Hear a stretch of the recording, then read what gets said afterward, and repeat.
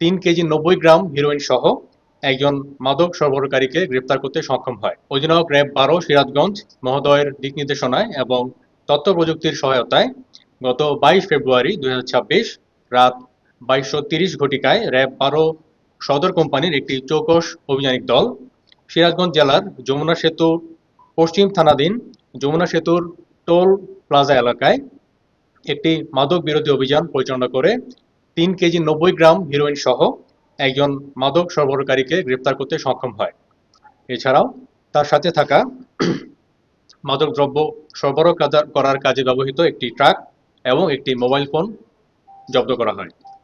গ্রেপ্তারকৃত আসামি মোহাম্মদ ইসমাইল হোসেন, বয়স 31, পিতা মৃত ইব্রাহিম হোসেন, গ্রাম মাটিকুড়া, থানা বীরগঞ্জ, জেলা দিনাজপুর।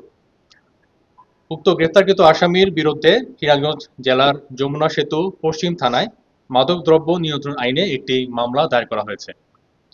এ ধরনের মাদক উদ্ধার অভিযান সচল রেখে মাদকমুক্ত বাংলাদেশ গঠনে র্যাব 12 দৃঢ়